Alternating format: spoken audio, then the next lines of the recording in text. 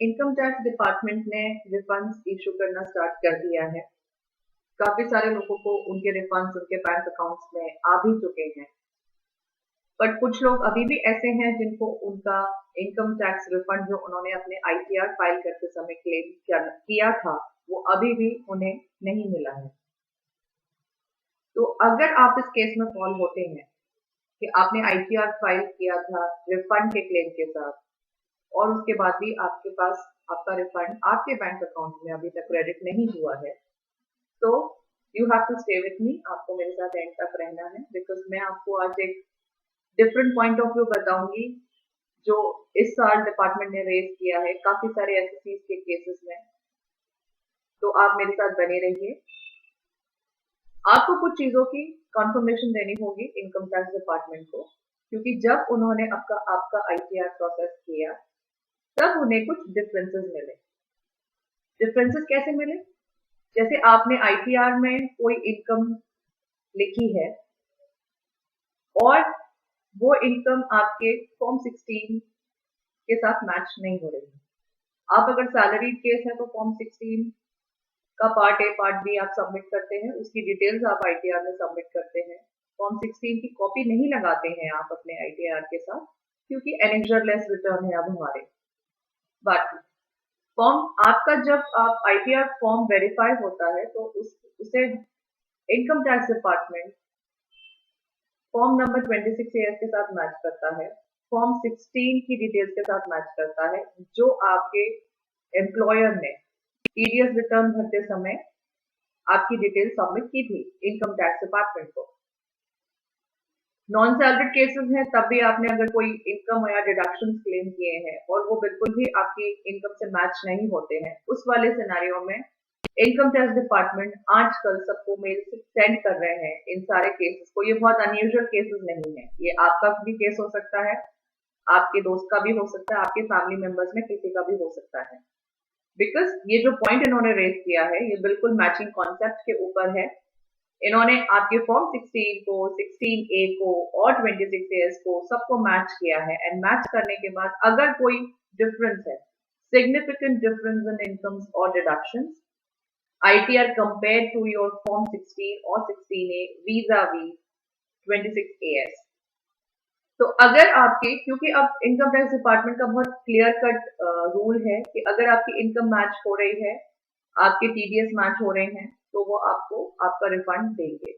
But ITR process होने के बाद अगर सॉफ्टवेयर ने कोई भी ऐसी चीज डिटेक्ट की है जिसकी वजह से वो आपकी इनकम या आपके डिडक्शंस जो आपने क्लेम किए हैं आपके आईटीआर में, उसमें कहीं भी कोई भी मिसमैच है या डिफरेंस है, तो वो आपके उस रिफंड को इमीडिएटली प्रोसेस नहीं करेगा। It will ask for a confirmation.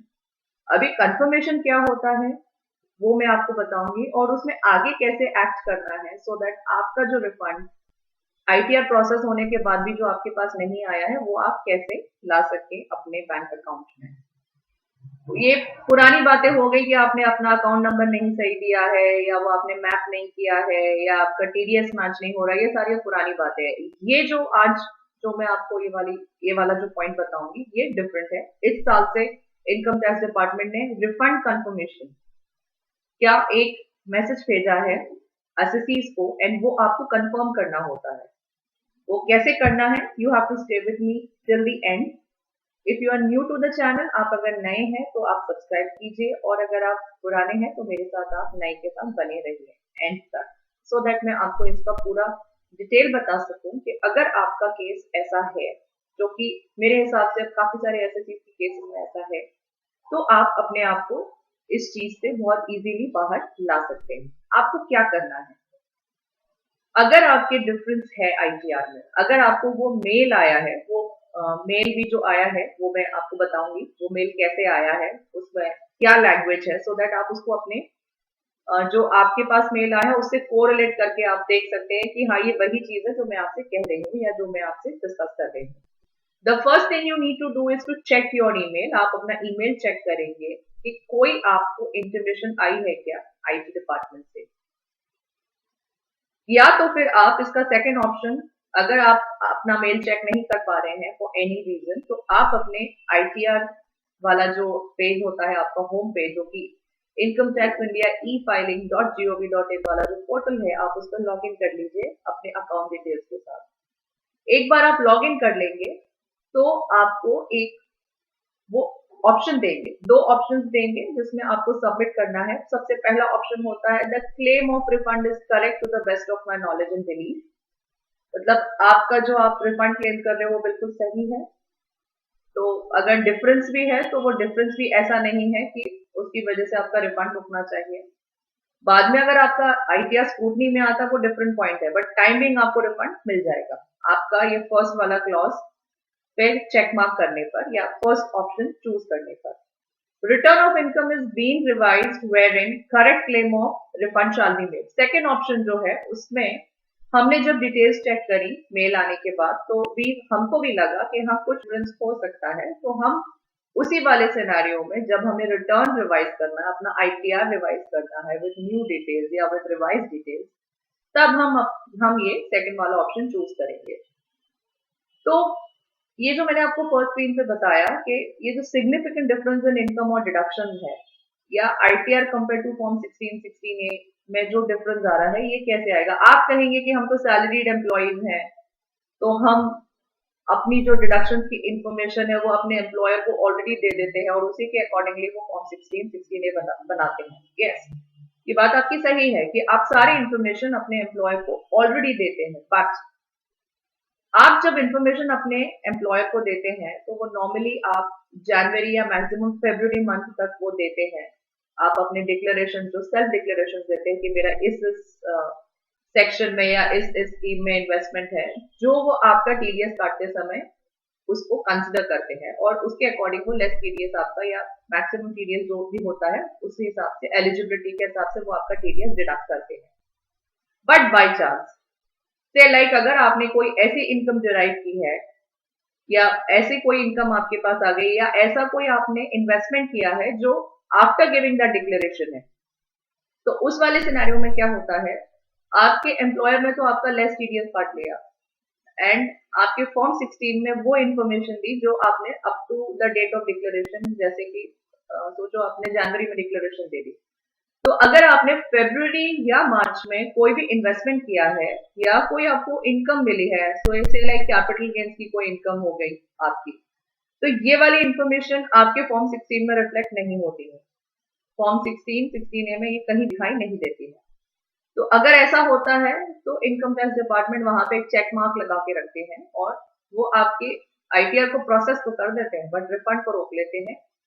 But refund को रोकने के बाद वो आपको ऑप्शन देते हैं कि आप अपने आप को आप अपने आप को डिक्लेयर कीजिए कि नहीं ये जो रिफंड क्लेम है बिल्कुल सही है। अब वो डिक्लेरेशन कैसे देना है मैं आपको उसकी लैंग्वेज पे लेके चलती हूँ।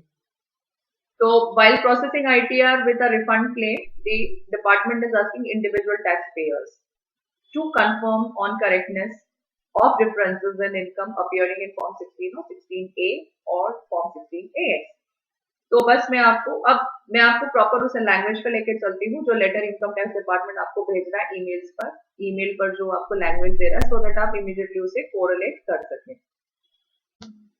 So the text of the email received by some taxpayers is somewhat as below. आप देख लीजिए, ये मैं आपको लैंग्वेज बता रही हूँ। Dear taxpayer, it is seen that a claim of refund has been made in the income tax return. आपका यहाँ पैन नंबर आ जाएगा for 2020 filed by you on वो ये डिटेल्स हैं जो आपके लिए आती हैं। Your income tax return has been selected under risk management process wherein your confirmation is required on the claim of refund.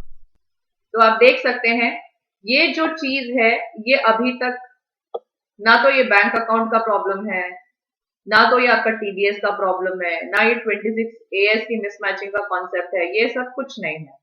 इन्होंने risk management process as in like आपका जो आपने आईटीआर में इनकम एंड डिडक्शंस जो आपने बताए हैं अपने आईटीआर में, उसका जो फॉर्म 16 है या आपकी जो डिडक्शंस आपने क्लेम किए हैं उसमें बहुत मिसमैच है। So you are requested to submit your response in the e-filing portal post login by selecting either of the following options. तो आपके दो ऑप्शंस उन्होंने दिए हुए हैं जो कि मैंने आपको बताया। The claim of refund is correct to the best of my knowledge and belief, ये फर्स्ट ऑप्शन है। and the return of income is being revised wherein correct claim of refund shall be made. ये हमारा second option है।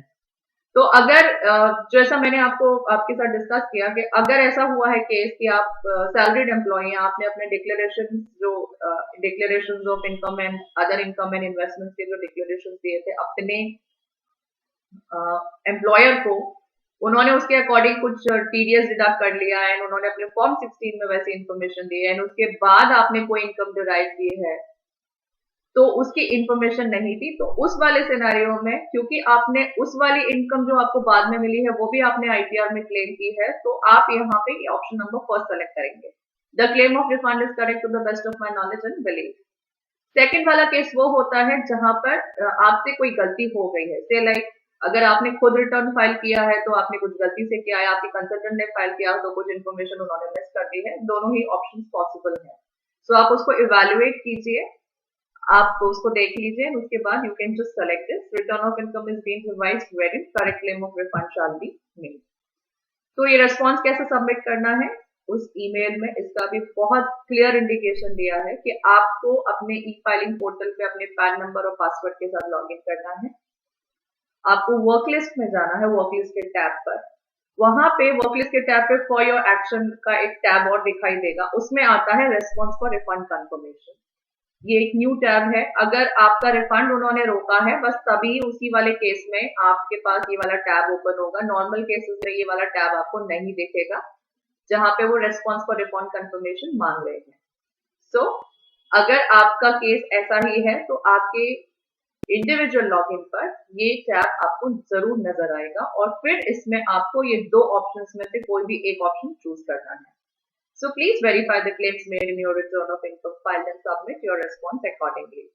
In case of any incorrect claims, please revise your ITR. अगर आपने कोई incorrect claim कर लिया है by chance, by any mistake, mistakes हो सकती हैं किसी से भी, चाहे आपसे चाहे आपके कंसल्टेंट से, सो आप उसको रिवाइज कीजिए एंड रिवाइज करने के बाद जो आपका एलिजिबल रिफंड बनता है वो आपको मिलेगा। Please submit your response with in 30 days of receipt of this email. Please ignore this email.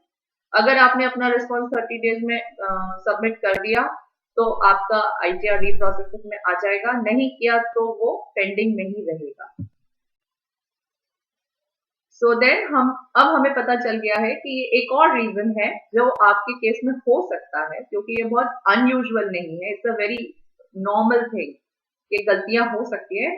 Department के पास 360 डिग्री एंगल का प्रोफाइल है आपका, तो अगर कहीं से भी कोई भी ऐसी इंफॉर्मेशन आ रही है, इंटेलिजेंस इतना स्मार्ट है डिपार्टमेंट का कि अगर आपने कोई चीज अपने रिटर्न में क्लेम की है एंड वो उनके इंटेलिजेंस के अकॉर्डिंग मैच नहीं हो रही है, देन आपको उसे सेल्फ कंफर्म करना पड़ेगा, जो कि वो रिफंड कंफर्मेशन आपसे दो ऑप्शन देके मांग रहे हैं, कंफर्म करवा रहे हैं। So you should check for the issues highlighted and फिर आप उसे अपने उसमें सबमिट कीजिए। So I hope this was very useful to you and सिर्फ आपके लिए ही नहीं, you will agree to me, आप मेरे साथ एग्री करेंगे कि ये वाला जो पॉइंट है जो मैंने इस पूरे डिस्कशन में रेज किया है, ये ऐसा पॉइंट है जो आपके लिए, आपके फैमिली मेंबर्स के, कोलीग्स के लिए, फ्रेंड्स के लिए, किसी के लिए भी एप्लीकेबल हो सकता है। सो आप इसे शेयर कीजिए, लाइक कीजिए, सब्सक्राइब तो कर ही लीजिए एंड बेल बटन आइकन को जरूर प्रेस कीजिएगा सो दैट ऐसे जो लेटेस्ट इंफॉर्मेशन जो आती हैं या डेवलपमेंट जो आते हैं आपके रिफंड्स को लेकर, वो मैं आपके साथ इमीडिएटली शेयर कर पाऊँ एंड आप तक ये बेनिफिट पहुंचा पाऊँ। Information sharing is always useful, तो आप इसका बेनिफिट ले सकें, इसी इरादे के साथ आप ये बेल बटन आइकन जरूर प्रेस कीजिएगा एंड बने रहिए हमारे इस चैनल पर हमारे नेक्स्ट वीडियो के लिए। मिलते हैं फिर, जय हिंद।